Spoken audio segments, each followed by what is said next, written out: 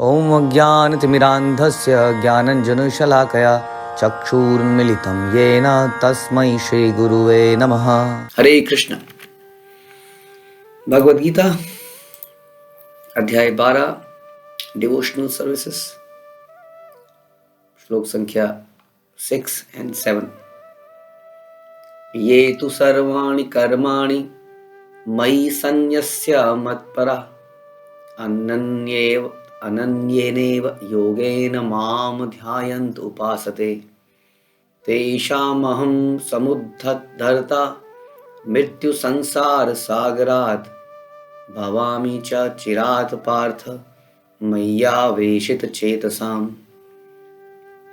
जो अपने सारे कार्यों को मुझ में अर्पित करके तथा अविचलित भाव से मेरी भक्ति करते हुए मेरी पूजा करते हैं और अपने चित्तों को मुझ पर स्थिर करके निरंतर मेरा ध्यान करते हैं, उनके लिए हे पार्थ मैं जन्म मृत्यु के सागर से शीघ्र उद्धार करने वाला। हर कोई व्यक्ति उद्धार चाहता है। इस संसार में जो भी थोड़ा सा इंटेलिजेंट हो जाता है उसको समझ में आ जाता है कि संसार में जो बार बार पैदा होना है, बार बार मरना है, ये एक समस्या है। थोड़ा भी व्यक्ति जिसको ज्ञान प्राप्त होता है वो व्यक्ति इसको समझ जाता है कि ये जन्म मृत्यु एक प्रकार का इल्यूजन है। व्यक्ति सोच रहा है कि उसको आनंद आ रहा है, लेकिन वास्तव में इट्स अ प्रॉब्लम। सबसे बड़ी प्रॉब्लम ही जन्म है, क्योंकि जन्म है तो मृत्यु है। तो इसलिए सर हर कोई व्यक्ति मुक्ति चाहता है। इसलिए कई सारे धार्मिक पद्धतियों में मुक्ति, मोक्ष, निर्वाण ऐसे शब्द आपको कॉमन मिलेंगे और जीवन का उद्देश्य यही बताया जाएगा कि मुक्ति जीवन का उद्देश्य है। हम वैष्णव सिद्धांतों में समझते हैं कि मुक्ति तो एक बाई प्रोडक्ट है भक्ति का। मुक्ति मांगनी नहीं पड़ती है भक्त को, मुक्ति तो अपने आप मिलती है। मुक्ति से बहुत बेहतर उसको भगवान की प्रेममयी सेवा मिलती है। मुक्ति is like going into nowhere, just getting out of this world. किसी तरह से यहाँ से निकले। कई बार व्यक्ति एक बहुत बड़ी समस्या में फंस जाता है। जैसे कई बार आदमी किसी रिश्ते में ऐसा फंस गया कि वो रिश्ता गले में अटक गया है, अब बस ये किसी तरह से रिश्ता पीछे छूटे। लेकिन व्हाट आफ्टर दैट? ये भी इंपॉर्टेंट क्वेश्चन है। लेकिन आदमी उस समस्या में इतना एंग्रॉस्ड होता है कि वो आगे की बात नहीं सोचो कैसे अभी बचा जाए बस, और इस चक्कर में आदमी गलत डिसीजन भी ले लेता है। It is very important, we have to think कि हमें ये सोचना पड़ेगा कि इस प्रॉब्लम से निकल तो जाएंगे, इसके बाद क्या है। जन्म मृत्यु से छूट तो जाएंगे, मुक्ति हो गई, लेकिन व्हाट आफ्टर मुक्ति? जीवात्मा क्या करेगा? प्रभुपाद बड़ा अच्छा एग्जांपल देते हैं कि जीवात्मा कभी हम बीमार पड़ जाते हैं, 4-5 दिन हमें बेड में बैठना पड़ जाता है, बेचैनी सी हो जाती है, हम भागना चाहते हैं, उसके बाद निकलना चाहते हैं। तो ऐसा जीवात्मा जो इतना सक्रिय है वो मरने के बाद निष्क्रिय कैसे पड़ा रहेगा? तो व्हाट इज आफ्टर मुक्ति, वो हमें वैष्णव सिद्धांत में पता चलता है, जो इस श्लोक में भी हमें समझ में आ रहा है। केवल हमें जन्म मृत्यु से दूर जाकर मुक्त नहीं हो जाना है, हमें भगवान की प्रेममयी सेवा में लगना है। और अच्छी बात यह है कि इस भगवान की प्रेममयी सेवा में केवल मुक्ति, यानी कि मुक्ति अगर माना जाए जन्म मृत्यु से मुक्ति के बाद ही नहीं लगा जा सकता, बल्कि इसी बद्ध अवस्था में हम भगवान की प्रेममयी सेवा कर सकते हैं। और ये भक्ति योग द्वारा ही पॉसिबल है, क्योंकि भक्ति योग में जो भी हमारे पास है आज की डेट में, उस सारी वस्तुओं को हम भगवान की सेवा में लगा देते हैं। यही ये लाइन कह रही है कि जो अपने सारे कार्यों को मुझ में अर्पित करके, तो ये, और अंत में हमने सुना कि उस व्यक्ति को मैं जन्म मृत्यु से उद्धार करने वाला हूँ। यानी कि अभी इस व्यक्ति का जिसकी बात हो रही है, ये व्यक्ति जन्म मृत्यु से अभी परे नहीं गया है, इसी अवस्था में है।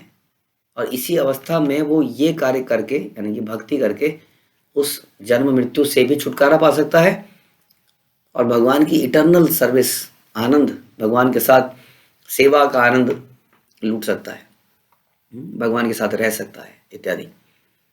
तो कौन व्यक्ति है वो? वो व्यक्ति वो है जो अपने सारे कार्यों को मुझ में अर्पित करे। यानी कि यहाँ पर शुद्ध भक्ति की बात करी जा रही है। शुद्ध भक्ति की बात बहुत अच्छा, इसमें परपट भी हम पढ़ते हैं। तो सारे कार्यों को जो मुझ में अर्पित कर देता है, यानी कि मेरे लिए ही कार्य करता है। In other words, simple words, अर्पित करने का मतलब कई बार समझ नहीं आता है। अर्पित करने का मतलब कहीं आप दान तो नहीं कह रहे हैं कि अच्छा हम नौकरी करते रहें, 5% दान दे दें, 10% दान दे दें, इज इट ओके?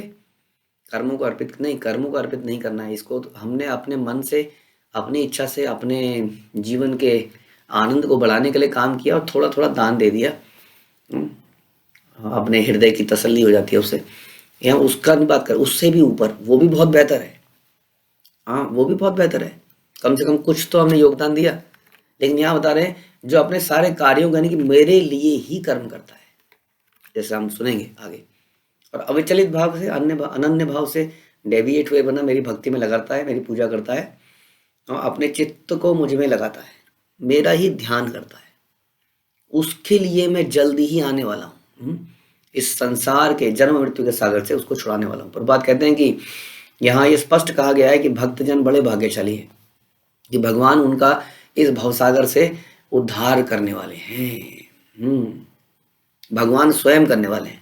शुद्ध भक्ति करने पर मनुष्य को इसकी अनुभूति होने लगती है कि ईश्वर महान है। कैसे पता चलेगा कि हमारे साथ ऐसा होगा? उसका एक लक्षण है कि जब हम शुद्ध भक्ति की स्थिति में होंगे तो हमें लगेगा कि ईश्वर महान है, हमें डाउट नहीं होगा कभी भगवान के ऊपर, बल्कि हमारे हृदय में कृतज्ञता और प्रेम आएगा। मैंने आंखों से, नेत्रों से आंसू आएंगे, भगवान आपने मुझे कितना दिया और मैं कभी कुछ नहीं कर पाया।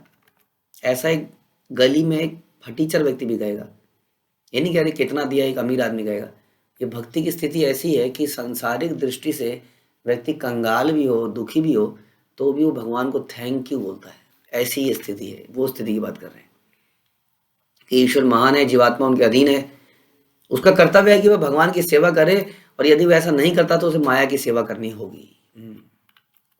जैसा पहले कह चुका है कि केवल भक्ति से परमेश्वर को जाना जा सकता है। ये हम पहले कुछ श्लोकों में पहले चर्चा कर चुके हैं, पिछले अध्याय में भी हमने चर्चा किया। अतः मनुष्य को चाहिए कि पूर्ण रूप से भक्त बन जाए। प्रभुपाद बहुत क्लियर कह रहे हैं, भगवान को प्राप्त करने के लिए वह अपने मन को कृष्ण में पूर्णतया लगाए। अब ये कई बार मुश्किल हो जाता है, बट इसके लिए हमें भक्त हमें मदद करते हैं। तो हम भगवान में एकदम बैठ के अगर ध्यान लगाएंगे तो हम ध्यान लगा नहीं पाएंगे, क्योंकि बहुत सारे विचार दिमाग में आएंगे। इसलिए हम कई बार श्रवण करते हैं, जैसे अब अभी हम सुन रहे हैं तो शब्दों पे एकाग्रचित होकर हम इसको भी कृष्ण पर ध्यान लगाना कहते हैं। यदि हम सुन रहे हैं भागवतम, गीता इत्यादि चर्चा कर रहे हैं, उस पर ध्यान लगाना, भगवान पर एक चित्त को एकाग्र करना कहते हैं। फिर हमें भगवान ने, हमें प्रभुपाद ने, चैतन्य महाप्रभु गुरु परंपरा ने नाम जप दिया, हरे कृष्णा मंत्र दिया। इस महामंत्र को जप कर भी हम अपना ध्यान कृष्ण में एकाग्रचित करते हैं। तो we need something to focus on. हम शून्य पर ध्यान नहीं लगा सकते, हम नाम पे ध्यान लगाते हैं, हम भगवान के विग्रह में ध्यान लगाते हैं, है ना। इस प्रकार से श्रवण में ध्यान लगाते हैं। तो इस प्रकार बता रहे हैं, कृष्ण को पूर्णतया उस पर एकाग्रचित करे, वह कृष्ण के लिए ही कर्म करे, केवल कृष्ण के लिए करे। यही है वास्तव में कृष्ण के लिए कर्म करने का मतलब हो जाएगा कि जो हमारे वैदिक ग्रंथ हैं उनका जो हमारा निचोड़ हमें हमारी गुरु परंपरा समझाती है, उनके समझाए अनुसार, उनके निर्देशन में यदि हम काम करें और जीवन को वैसे वैसे ही मोड़ते चले जाएं, हाँ, वो होता है कृष्ण के लिए कर्म करना। यानी कि बिल्कुल गुरु और भगवान के संरक्षण में, उनके निर्देशन में, उनके प्रति सब कुछ आत्मनिवेदन करके जीना कृष्ण के लिए कर्म करने को कह सकते हैं। जब हम कहते हैं, भक्ति विनोद ठाकुर कहते हैं, अनुकूलस्य संकल्पम प्रतिकूलस्य वर्जनम। जब हम हर उस कार्य को करते हैं जो भक्ति के अनुकूल है और हर उस कार्य को त्याग देते हैं जो भक्ति के प्रतिकूल है। कोई कार्य करा जाए या ना करा जाए, जीवन में रोज बहुत सारे डिसीजंस हमारे जीवन में आते रहते हैं, रोज के रोज। अगर व्यक्ति इस स्थिति में आ गया है कि ये कार्य करूंगा, ये नौकरी करूंगा क्योंकि ये भक्ति के फेवरेबल है, ये कपड़े पहनूंगा ये भक्ति के फेवरेबल है, इतना पैसे का ऐसे इस्तेमाल करूंगा ये भक्ति का ये फेवरेबल है, ये चीज़ नहीं खाऊंगा ये भक्ति के ये अनफेवरेबल, इन लोगों से बात नहीं करूंगा ये भक्ति के मतलब फेवर में नहीं है, प्रतिकूल है। प्रतिकूल से वर्जनम, अनुकूल से संकल्पम।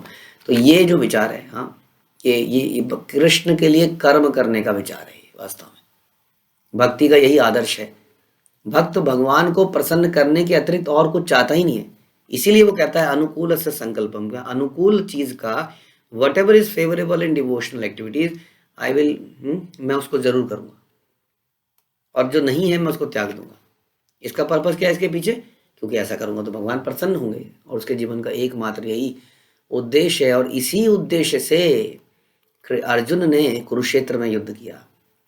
पर्सनली उसका मन नहीं था, हम जानते हैं पहले अध्याय में, पर्सनली उसका मन नहीं था युद्ध करने का, लेकिन कृष्ण की प्रसन्नता उसमें होनी थी, इसलिए उसने युद्ध किया कृष्ण के लिए। इसको कहते हैं कृष्ण कर्म तो किया, क्षत्रिय था, युद्ध भी लड़ा। हाँ, एक युद्ध होता है अपने लिए लड़ना, एक होता है कृष्ण के लिए लड़ना, एक होता है खाना अपने लिए खाना, एक होता है खाना भगवान का प्रसाद समझ के खाना। यह विधि अत्यंत सरल है।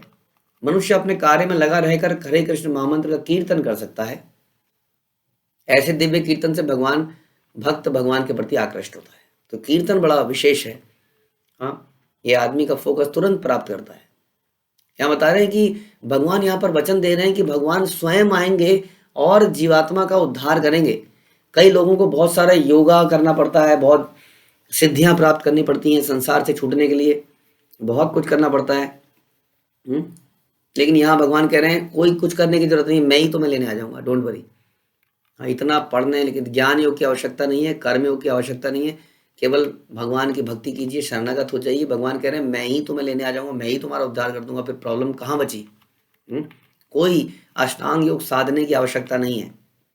एग्जाम्पल यहाँ बता रहे हैं बड़ा अच्छा प्रभुपाद कि बालक अपने माता पिता द्वारा अपने आप ही रक्षित होता है, उसको बोलना नहीं पड़ता, उसको कुछ करना नहीं पड़ता अलग से, लेकिन उसे अपने माता पिता का एक प्यारा बच्चा बनना पड़ता है। हाँ, who is respecting, who is loving them, अपने आप लव एंड अफेक्शन से माता पिता उसकी रक्षा करते हैं, उसको कुछ करने की जरूरत नहीं है। उसी तरह से हाँ, जैसे एक बालक अपने माता पिता के प्रति प्रेम संबंध रखता है, उसी तरह से यदि हम भगवान के प्रति प्रेम संबंध रखें तो हमें और कुछ करने की जरूरत नहीं है। लेकिन ये प्रेम संबंध ही मुश्किल होता है बनाना, क्योंकि इसमें शरणागति है ना। प्रेम में क्या है? शरणागति है, दैन्यता है, सेवा भाव है। यदि किसी बच्चे के अंदर ये नहीं होती है और वो एरोगेंट बन जाता है, बदतमीज बन जाता है, झगड़ता है, कई बार हाथ उठा देता है माता पिता पर, तो कैसे उसकी रक्षा करें? क्या वो फेवर प्राप्त कर पाएगा अपने माता पिता का? यही बात है। इसी प्रकार भक्त को योगाभ्यास द्वारा अन्य लोकों में जाने का प्रयत्न करने की आवश्यकता नहीं है, अपितु भगवान अपने अनुग्रह वश स्वयं ही आएंगे गरुड़ देव पर और भवसागर से जीव को ले जाएंगे। कोई प्रभुपाद एक और एग्जाम्पल दे रहे हैं, कोई कितना भी बढ़िया तैराक क्यों ना हो, हम प्रयास करते हैं ना बढ़िया बढ़िया योगा करने का, बढ़िया बढ़िया ग्रंथों का ज्ञान प्राप्त करने का, भक्ति नहीं करते हैं क्योंकि उसमें शरणागति है। तो प्रभुपाद कह रहे हैं कोई कितना भी बड़ा तैराक हो, क्या समुद्र को पार कर सकता है? उसी प्रकार ये संसार भी हमारे प्रयास से हम पार नहीं कर पाएंगे। यदि हम भगवान के प्रति शरणागति करें, गुरु के प्रति शरणागति करें, उनकी सेवा करें, उन्हीं के लिए कर्म करें, तो बड़ा आसान हो जाता है। क्योंकि स्वयं कोई समुद्र से हमें निकाले तो हम निकल सकते हैं, हम तैर के उसको पार नहीं कर सकते, इसलिए बता रहे हैं।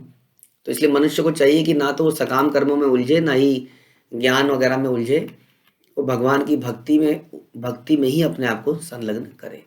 जो भगवान की परम भक्ति में लीन है उसे बाकी सारे लक्ष्य अपने आप मिल जाते हैं, जो दान करने से, यज्ञ करने से, इत्यादि करने से मिलते हैं।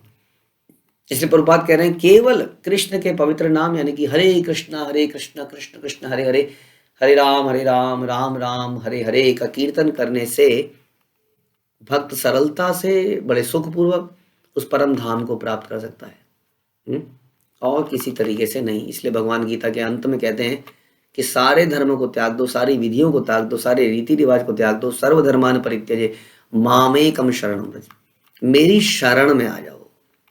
अभी शरणागति का मतलब हमने थोड़ा सा आज चर्चा करा, और दो शरणागति बहुत विस्तृत सब्जेक्ट है कि कम से कम हम इतना करें कि जो भक्ति के अनुकूल है, फेवरेबल है, उसको करते जाएंगे, उसका प्रण लेंगे, और जो प्रतिकूल है, जो अनफेवरेबल है, उसको त्यागते जाएंगे धीरे धीरे अपने जीवन में, धीरे धीरे इस प्रकार परिवर्तन लाएंगे। तो शरणागति की शुरुआत यहीं से हो जाती है। और यदि हम ऐसा कर पाते हैं तो भगवान यहाँ वादा कर रहे हैं कि मैं खुद तुम्हें इस जंजाल से निकालूंगा, डरो मत। तो इसी के साथ हम समाप्त करते हैं। हरे कृष्ण। भगवद गीता की जय। श्रील प्रभुपाद की जय।